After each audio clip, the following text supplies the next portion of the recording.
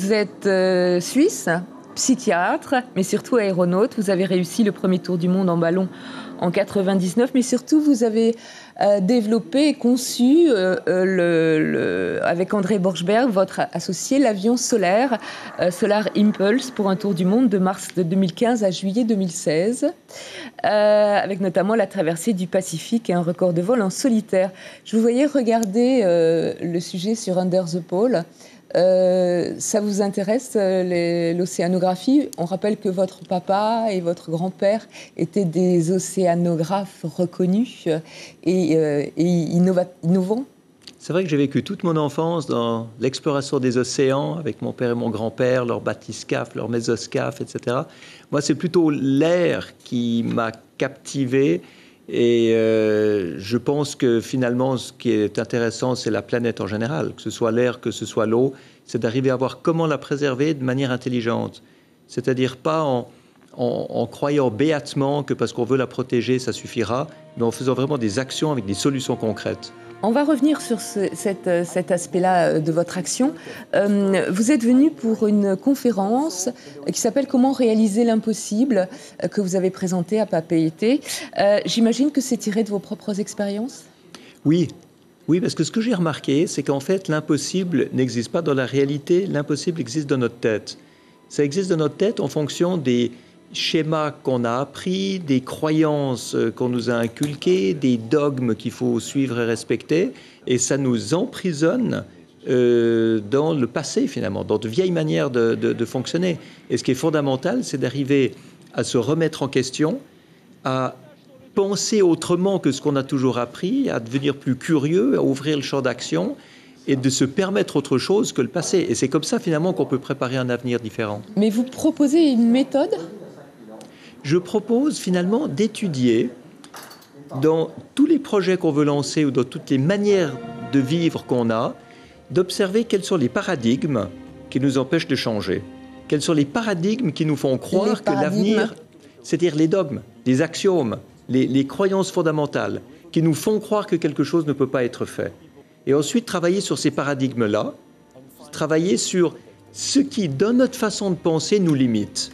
Donc finalement, c'est un travail intérieur aussi. Vous savez, l'exploration, ce n'est pas que le monde extérieur, c'est beaucoup le monde intérieur. Alors, vous l'évoquiez tout à l'heure, à l'issue de votre tour du monde, vous avez lancé l'Alliance mondiale pour les technologies propres, c'est-à-dire que vous vous êtes investi, vous investissez beaucoup sur les énergies renouvelables. Cette association a été officiellement fondée lors de la conférence de la COP22. Elle veut présenter aux décideurs politiques des solutions rentables pour protéger l'environnement, dites-vous, 1000 solutions. Ce sera présenté notamment lors de la COP24 qui aura lieu en décembre 2018. C'est votre nouveau combat? Oui, mais en fait, nouveau. C'est la continuation de Solar Impulse. Quand j'ai initié le projet Solar Impulse, il s'agissait de montrer comment les technologies propres et les énergies renouvelables pouvaient permettre de faire des choses a priori impossibles, comme un tour du monde en avion solaire. Et maintenant, la suite, c'est quoi? C'est de pouvoir promouvoir toutes ces technologies-là auprès du monde politique et du monde économique. Et ce qui est vraiment important, c'est de parler le langage de ceux qu'on veut convaincre. Il faut montrer que la protection de l'environnement est très souvent rentable. Ça crée des emplois, ça permet du profit industriel. Et c'est ces domaines-là qu'il faut pousser. Sinon, c'est du wishful thinking. On croit béatement que le monde va changer, mais ça ne suffit pas. Mais quand on voit notre ministre de l'écologie, Nicolas Hulot, qui a l'air impuissant face à notre technocratie, on se dit qu'il y a encore beaucoup de choses à faire avant que les politiques agissent réellement. Bon, Nicolas Hulot est un ami depuis plus de 35 ans. Vous êtes de l'Aile Delta ensemble, à l'époque du ballon, etc. Nicolas est au bon endroit, au bon moment, dans un gouvernement qui a réussi finalement à changer le paradigme du clivage gauche-droite. Et c'est là qu'Emmanuel Macron est très fort.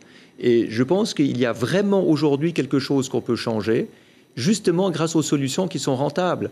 Donc on peut parler le langage industriel, on peut parler le langage de la croissance, mais une croissance propre. Vous savez, si vous remplacez tous les vieux systèmes archaïques et les infrastructures polluantes par des systèmes qui sont modernes, des systèmes qui sont efficients, eh bien, c'est un marché industriel. Moi, je viens de passer quelques jours à Tetiaroa dans l'hôtel du Brando. Vous avez de l'air conditionné qui est fait non pas avec des compresseurs qui consomment beaucoup d'énergie, mais en prenant de l'eau profonde dans les océans. Vous avez un générateur qui marche à l'huile de coco, vous avez des panneaux solaires, et le résultat, c'est que votre île est neutre sur le plan carbone. Mais ce n'est pas juste un hôtel comme ça qui devrait exister, ça devrait être partout comme ça. Et ça, c'est le combat que je mène en ce moment pour essayer de motiver les gens à adopter cette philosophie-là et cette action-là. Bertrand Piccard, merci d'avoir répondu à nos questions. On espère vous voir prochainement pour d'autres aventures. Pourquoi pas ? Volontiers. En tout cas, je vais revenir ici parce qu'il y a des solutions intéressantes à amener à la Fondation Solar Impulse. On aura des solutions à amener ici. Donc, le contact est noué. Merci beaucoup. Avec plaisir.